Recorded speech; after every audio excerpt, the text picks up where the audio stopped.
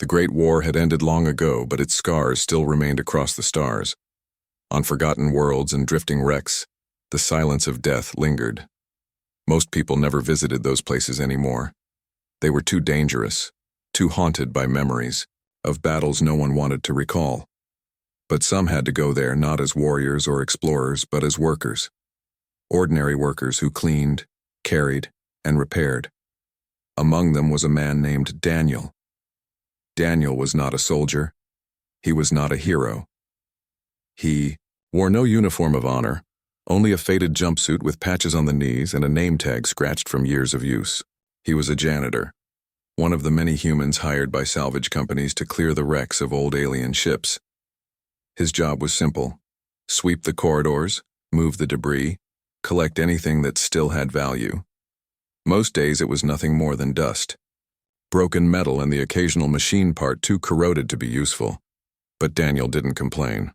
Work was work. It paid enough for him to rent a small room in the city, to buy food and sometimes even a little extra for music discs he liked to play at night. He was a quiet man, and in truth, he preferred the silence of wrecks over the noise of crowded streets. To him, these ruined ships were like graveyards, sad, yes, but peaceful in a way. That day, Daniel was deep inside the hull of a massive alien cruiser. His boots echoed faintly against the floor, crunching over cracked glass and fragments of armor. His flashlight beam cut through the dust, revealing walls blackened by fire. He could imagine the battle that had taken place here. Energy weapons, screaming, warriors shouting, metal bending and breaking. Now it was only stillness. He hummed to himself as he worked, trying not to think too hard about the ghosts of the past. With his mop and brush, he cleared small sections of the corridor, dragging aside loose wires. His mind wandered, as it often did, to simple things: what he would eat for dinner, whether his pay would arrive on time, whether the leaky faucet in his room would finally be fixed. Then his light caught something unusual. At first, Daniel thought, it was a piece of crystal lodged in the wreckage. It shimmered faintly, unlike the dull metals around it. He crouched down, brushing away the dust with his gloved hand. His heart skipped. It wasn't a crystal. It was a hand. Not a severed hand, not in the human sense. This one was alien, slender, elegant, almost fragile-looking, yet glowing faintly, with an inner light. The fingers were long, ending in fine tips that looked more like carved glass than flesh. For a moment, Daniel just stared, his breath caught in his throat. He should have felt fear. Instead, he felt a strange kind of sorrow. The hand didn't look dead. It looked asleep. Daniel's instinct told him to report it. Salvage companies often paid extra for biological remains, especially of rare species. Scientists always wanted something to study. But the thought made his stomach twist.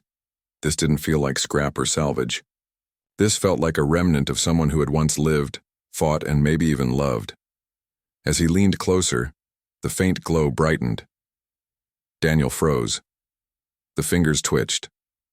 Just slightly, but enough to make him stumble back in shock. His flashlight trembled in his grip as he stared at the impossible. The hand was alive. For a long moment, Daniel could only hear the sound of his own breathing inside the empty corridor. His mind raced. Should he run? Should he call for help? Should he even dare touch it? But then, something else happened. A whisper brushed against his thoughts. Not words exactly, more like a feeling, a gentle call, like a child reaching out in a dream.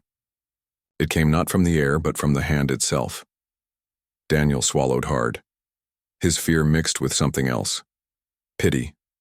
Whatever this was, it wasn't dangerous. It was weak, fragile, and alone. He slowly extended his hand, hesitating only inches away. The moment his fingers brushed against the glowing surface, the world seemed to shift. A pulse of light spread from the hand, climbing up his arm in gentle warmth. Daniel's eyes widened as he felt it. Life, energy, something awakening. The hand began to grow. Bones of light stretched outward, weaving into form. Translucent strands spun like threads, shaping themselves into an arm, then a shoulder, Daniel stumbled back, his heart hammering, his mind screaming that this was impossible, yet he couldn't look away. Something was being reborn before his eyes. Daniel had seen many strange things in his life as a salvage worker, but nothing compared to what stood before him now. The glowing hand he had touched was no longer just a hand.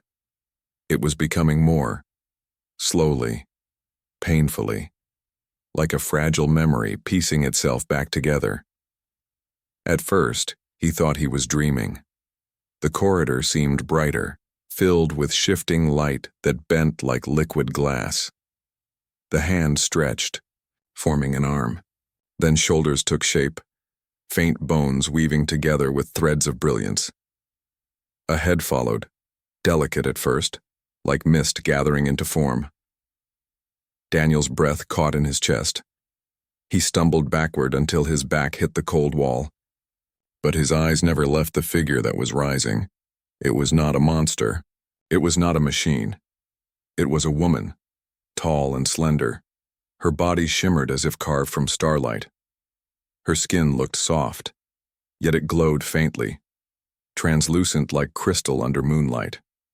Her hair spilled over her shoulders, strands of pale, silver that seemed to move with their own quiet energy, and then she opened her eyes. Daniel froze.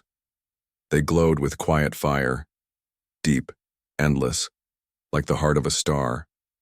She blinked slowly, as if the act of seeing itself was painful after centuries of darkness. For a moment, those eyes wandered across the ruined corridor, the broken walls, the dust, and then they found him. Daniel's stomach turned. He was just a janitor, a man in dirty overalls, holding a mop and flashlight. He wasn't a soldier. He wasn't a leader. He wasn't anyone important. Why was she looking at him like he was the only thing in the world that mattered? Her lips trembled. A sound escaped them, soft, broken, like the voice of someone learning to speak again after too long. You brought me back. Daniel's throat went dry. He almost dropped the flashlight. His heart raced, but he managed to whisper, I just found your hand. The woman tilted her head, as if listening to something only she could hear. Then her knees weakened, and she stumbled forward. Without thinking, Daniel rushed to catch her. She was surprisingly light, her body fragile, almost weightless. He felt the warmth of her skin against his arms, a warmth that was not human, yet comforting. She clung weakly to his shirt, her breathing shallow. Visions struck him in that instant. Not from his own mind, but from hers. He saw flashes of war. Shining warriors battling endless machines, their bodies breaking into shards of light as they fell. He saw a fleet burning, 1,000 voices screaming in defiance before silence claimed them. And he saw her, reaching out with desperate strength as her body shattered into fragments, her very essence reduced until only a single hand remained. Daniel gasped. His knees nearly buckled under the flood of emotions that weren't his own. The sorrow was overwhelming, too deep for words. She had lost everything, her people, her world, her family. She was the last. Her glowing fingers tightened around his shirt. She wept, but not with tears. Her body shook, and the light in her skin flickered like a dying flame. Daniel didn't know what to do. He had no training for this, no wisdom to offer. He was just a man who swept floors. Yet in that moment, he did the only thing his heart told him to do. He held her. His arms wrapped around her trembling form. He whispered softly, though he wasn't sure if she understood. "You're not alone. You're safe. I'm here." Slowly, her shaking eased.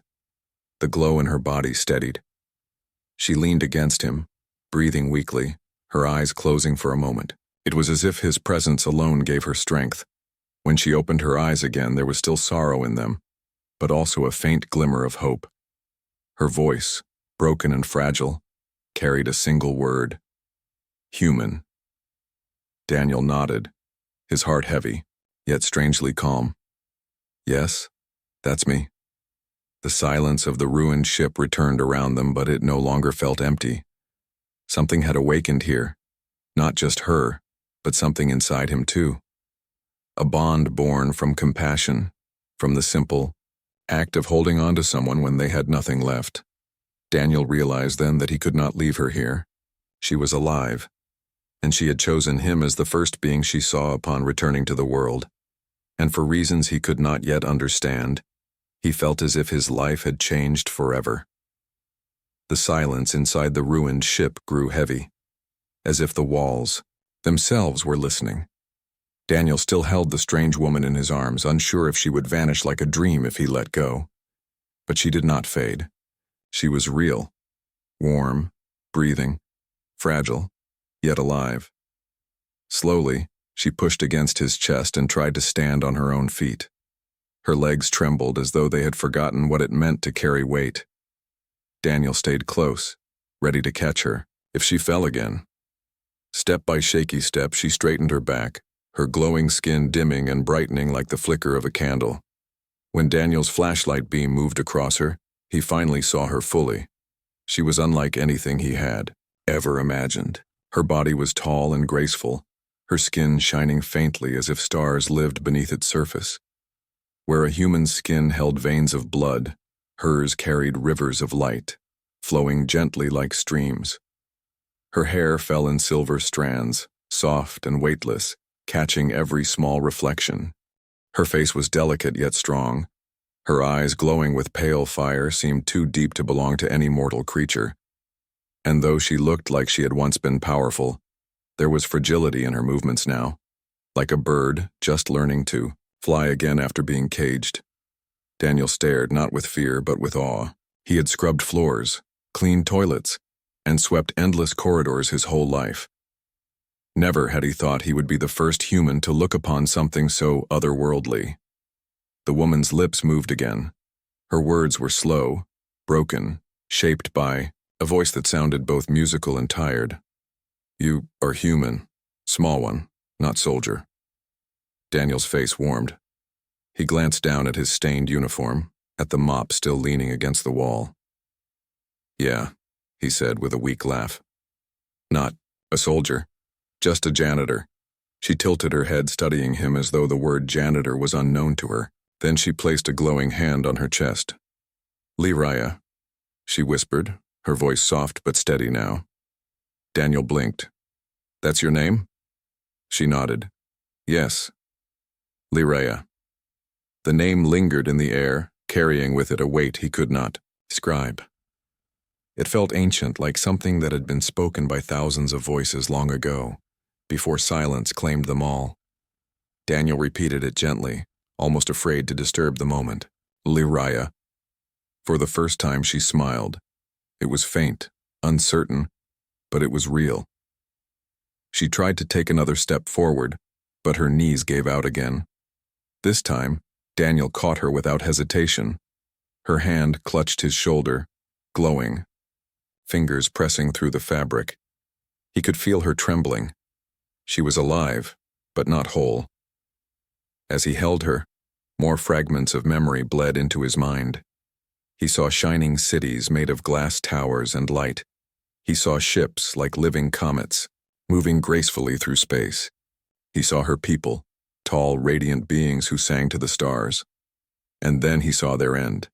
Endless waves of machines tearing down everything, reducing beauty to ash. He saw her fighting, falling, and finally breaking apart, until only her hand remained, hidden in the wreckage. Daniel gasped and squeezed his eyes shut, trying to block out the storm of images. His heart ached with grief that wasn't his own. When the visions faded, he looked at Liraya and saw tears, not water, but tiny sparks of light, forming at the corners of her eyes. Her voice cracked as she spoke. "My people. Gone. I am last." Daniel had no words. He had never been good with speeches, never knew what to say when someone was hurting, but he understood loneliness. He understood what it meant to lose things you could never get back. So he did the simplest thing. He reached out and gently took her hand. Her glowing fingers curled weakly around his own. "You're not alone anymore," he said softly. Liraya stared at him. Her lips trembled, as though she could not believe the words. Then slowly, she nodded. Something passed between them in that silence. Not just pity, not just duty. It was a promise, a fragile thread of connection that bound two lives together, the last daughter of a fallen race and a human janitor who had nothing to offer but kindness. For the first time in centuries, Lariah was not just a hand, not just a memory of war. She was reborn. And the first being she saw, the first one who chose to stand beside her, was a simple man who carried a mop, and somehow, that was enough. The wrecked ship lay in silence, but inside Daniel's mind, there was no silence at all. Every time he touched Lariah, waves of memories swept over him, memories that were not his own. They came like storms, sudden, heavy, and unstoppable. He tried to resist them, but they broke through. He saw her past, her world, her people. First, it was beautiful. He saw shining cities built from crystal and light, floating above oceans that glowed like liquid stars. Towers reached high into the skies and bridges of silver connected them. Lariah's people walked those bridges, tall, radiant beings, each carrying the same glowing rivers of light under their skin. They laughed, sang, and worked together. Their voices carried music that made the very air shimmer. For a moment, Daniel could feel her pride. Her people were not warriors by choice. They were creators, dreamers, protectors of beauty. They lived to bring harmony to the stars. But then the vision darkened, the skies filled with shadows, endless machines pouring out from rifts in space. They had no faces, no feelings, only sharp edges and unyielding hunger. They came in swarms, blotting out the light of suns. They did not speak, did not listen, did not stop. Daniel felt her fear. He saw her people's warriors rise to meet the threat. Their ships lit the sky like comets, their weapons sang with power. But no matter how many machines they destroyed, more arrived. Endless waves, each colder than the last. He saw battle after battle. He felt the fire of Lariah's strength as she stood with her kin. Her hands glowed like twin stars, cutting through steel, shattering enemies. She fought with courage, with desperation, with love for her people. But each victory was hollow, each defense shorter than the one before. Daniel's chest tightened as he felt her grief. Her friends fell, their light extinguished. Her family disappeared, their voices silenced one by one. Her people's cities, once filled with music, turned into graveyards of broken glass and ash. The last vision burned the deepest. He saw her, final stand. Lariah stood with a small band of survivors, her body wounded, her energy fading. Machines closed in from every side, their steel limbs cutting, their red eyes glaring. She fought until she could no longer stand, until her body cracked and splintered under the weight of their assault. Daniel gasped as he felt her agony. Her body shattered into fragments of glowing crystal, scattering across the battlefield. Only a single piece, her hand, remained whole. That hand, filled with the last spark of her will, fell into the ruins of her ship and lay there, waiting, silent for centuries. And now, through some miracle, Daniel had found it. He had woken her when no one else could. The vision ended, leaving him trembling, his breath sharp and uneven. He pressed his palm against the wall, trying to steady himself. Sweat clung to his forehead. His heart felt heavy with pain that was not his own. Beside him, Lariah swayed weakly. Her glowing eyes looked distant, haunted. She whispered in her broken voice, "I remember everything." Daniel turned to her. She was shaking, her body flickering with light that dimmed and flared as if it could not decide whether to burn or fade. He stepped closer and gently touched her shoulder. "It's okay," he said softly. "You don't have to carry it alone anymore." Her eyes filled with sparks of sorrow, tiny fragments of light that rolled down her cheeks like tears. She leaned into him, her forehead resting against his chest. Daniel froze for a moment, unsure what to do, then slowly wrapped his arms around her again. She whispered, her voice breaking. All gone. I am last. Daniel swallowed hard. He wasn't a poet. He wasn't wise. He didn't have the right words to heal her grief. But he knew the feeling of emptiness. He knew what it was like to lose something you could never get back. You're still here, he murmured, his voice rough but steady. That means it isn't over. As long as you're alive, your people's story isn't finished. Lyraya lifted her head. Her glowing eyes searched his as if trying to find truth in his words. For a moment, Daniel worried he had said something foolish. But then slowly, she nodded. Her voice was quiet, fragile, but there was a spark of strength in it. Then I will live. Not just memory, not just broken peace, I will live. Daniel gave her a small smile, though his chest still ached with the sorrow he had felt through her. Good, he said. We'll figure it out. Together. The silence of the wreck surrounded them again, but now it felt different. It no longer felt like the silence of a grave. It felt like the pause before something new began. And in that silence, Lyraya, the last of her kind, stood reborn. Her grief, still heavy, but her light no longer flickering alone. Daniel had always thought of himself as an invisible man. A janitor, a worker, someone who swept away the dust others left behind. People rarely noticed him. They only noticed his work when it wasn't done. Yet now, in his small, plain quarters on the edge of the salvage district, he found himself sitting across from a being who looked like she had stepped out of the stars themselves. Lyraya sat on the edge of his bunk, her glowing hands folded carefully in her lap. She looked fragile, as if the wrong movement might shatter her into pieces.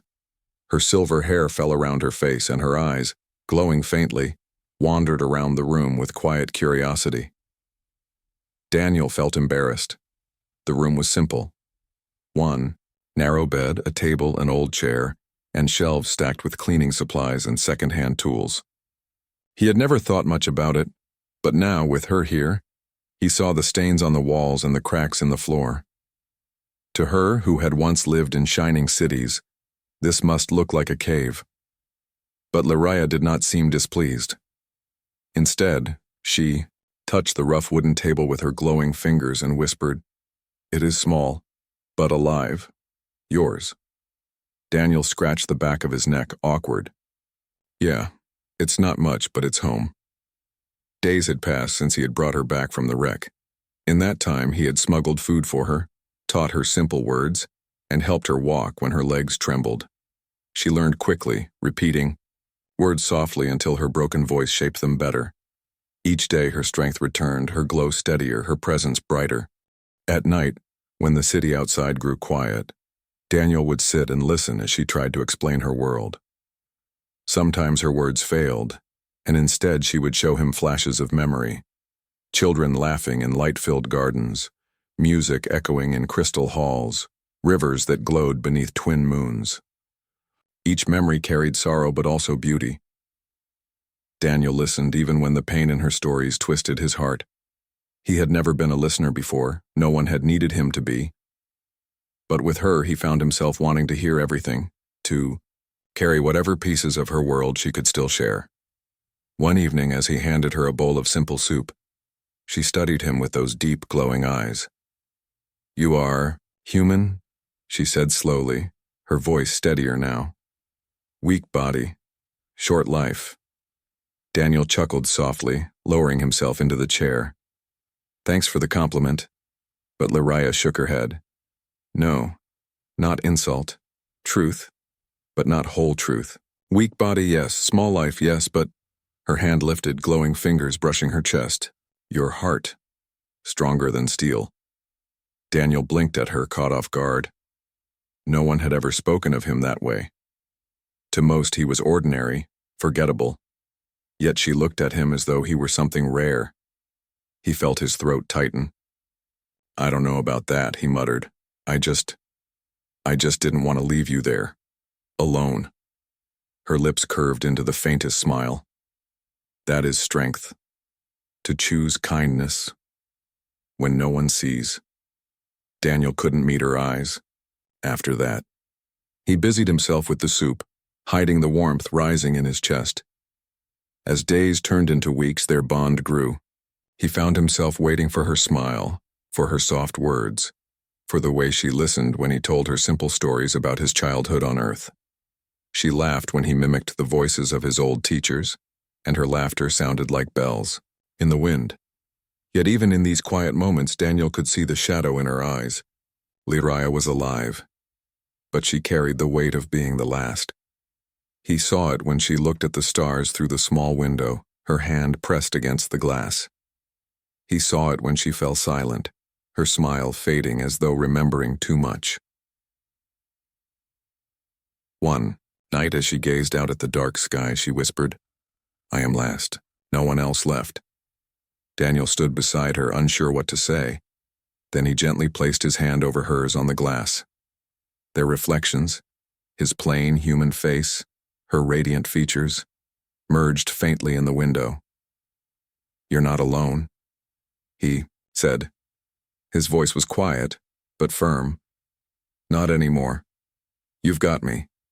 She turned, her eyes glowing brighter as they searched his.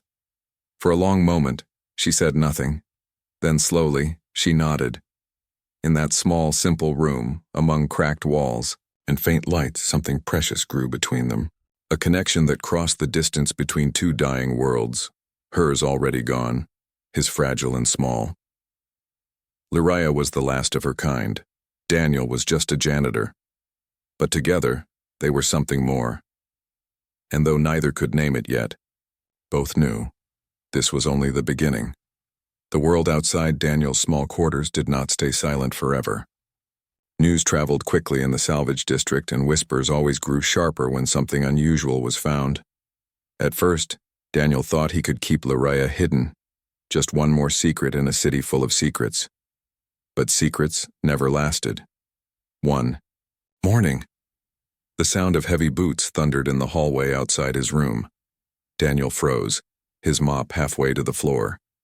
Lyraya, sitting quietly on the bed, lifted her head, her glowing eyes narrowing as though she already knew what was coming. The door burst open. Armed men in dark uniforms filled the room, their weapons raised. Behind them, a stern officer stepped forward, his voice sharp and cold. "Daniel Reed," the officer barked. "By order of the authority, you will hand over the alien specimen. You've been hiding." Daniel's blood ran cold. He moved instinctively, stepping in front of Lyraya. His heart pounded in his chest, but his voice came out steady. "She's not a specimen," he said. "She's alive. She's someone." The soldiers shifted uneasily, their rifles humming with energy. The officer sneered. "Do you have any idea what she is worth? Do you have any idea what knowledge she carries? She belongs in containment, not in a janitor's room." Behind Daniel, Lyraya rose to her feet. Her glow brightened, though her body still trembled with weakness.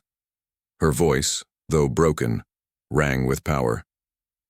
"I do not belong to you." The soldiers flinched. Even half reborn, her presence filled the room like a storm. Light spilled from her skin, sharp and brilliant, casting shadows across the walls. The officer's jaw tightened. "Stand down," he ordered her, "or we will use force."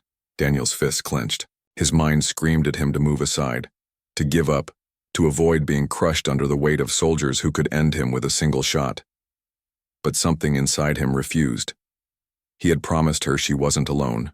He couldn't break that promise. Now, he grabbed the nearest thing he could, a mop handle, and held it like a spear. His hands shook, but he lifted it anyway, planting himself between Lyraya and the soldiers. "You'll have to go through me first," he said. The soldiers exchanged uncertain looks. To them, he was nothing more than a janitor with a stick. But his voice carried something that made them hesitate. The officer snarled, "You're a fool, Reed. She'll bring nothing but trouble." Before Daniel could answer, Lyraya stepped forward. She placed a glowing hand gently on his shoulder, then looked past him to the soldiers. Her voice deepened, carrying the weight of centuries. "Trouble comes when mercy is forgotten. This human gave me kindness. He saw life, where you see only weapon, Touch him, and you will face me." Light blazed from her body, filling the room. The soldiers stumbled back, shielding their eyes. Even weakened, Lyraya radiated power that made the air tremble. She was not just a survivor. She was a reminder of what her people had once been. The officer raised a hand, signaling the soldiers to hold. He glared at Daniel and Lyraya, his voice filled with warning. "This isn't over. The authority does not forget. We will return for her." Then, with a sharp gesture, he turned and led his men out, the heavy boots fading down the hall. The door slammed shut, leaving silence behind. Daniel dropped the mop, his legs weak. He sank into the chair, his breath ragged. "That was close," he muttered. Lyraya stood above him, her glow softer now. She touched his cheek lightly, her fingers warm. "You stood," she said simply. Daniel gave a tired laugh. "I don't know if standing with a mop counts as bravery." But Lyraya shook her head. "No, you chose me, over fear. That is bravery." He looked up at her, and for the first time he realized the truth. He wasn't protecting her because she was fragile or because she needed him. He was protecting her because he wanted to. Because somewhere along the way she had become more than just an alien in his care. She had become someone who mattered. And now, as the threat of the authority loomed over them, Daniel understood something else. Their fight was only beginning. The days after the soldiers' visit felt heavy. Daniel barely slept, knowing the authority could return at any time. He worked his shifts quietly, pretending nothing had changed. But in his heart, he carried the weight of a secret bigger than the stars. Inside his small room, Lyraya grew stronger. Her glow no longer flickered but flowed steadily, like a river of light. She could walk without trembling now, and her voice, though still soft, had steadiness that carried power. Yet her eyes often drifted to the window, watching the sky beyond, the city towers. Daniel could see the longing in her gaze. "You miss them?" he said one night as he sat beside her. Her glowing fingers brushed the glass. "Yes, my people, gone. But stars, like, still there. I wonder if they remember our songs." Daniel stayed quiet, not knowing what comfort he could give. But she turned to him, her eyes bright. "You remind me," she whispered. "Not of loss, but of why we lived. We lived for kindness, for connection, for love." The word caught Daniel by surprise. Love. He didn't know if she meant it in the way humans meant it, but his heart skipped all the same. Their quiet world did not last. The authority returned sooner than expected. Daniel saw the shadows of their patrols in the street below, searching, waiting. He knew they would not stop until Lyraya was taken. That night, as the city slept, Daniel packed a small bag. He stuffed it with food, water, and the few credits he had saved. Lyraya watched him silently, her glowing eyes calm but knowing. "You mean to run?" she said. Daniel nodded. "If we stay, they'll find you, and I won't let them cage you." She stepped closer, laying a gentle hand on his chest. "You risk all for me." He smiled, though tiredness weighed on him. "I told you before, you're not alone, not anymore." Together they slipped into the night. The streets were cold and empty, the air thick with tension. Daniel led her through narrow alleys, past flickering lights, avoiding the patrols. His heart pounded with every step, but he never let go of her hand. At the edge of the salvage district, the ruins of old ships loomed like sleeping giants. Daniel guided her toward them. "If we can reach the outer docks, we can take a freighter. No one will notice us." But the soldiers noticed. Voices shouted. Lights flashed. Daniel cursed under his breath and pulled Lyraya behind a broken wall. Energy bolts cracked against the metal, sparks flying. He gripped her hand tighter. "Go. Run." But Lyraya did not run. She stepped forward, her body glowing brighter than ever. The soldiers froze as light erupted from her skin, filling the darkness with radiance. Her voice thundered, not broken now, but whole and powerful.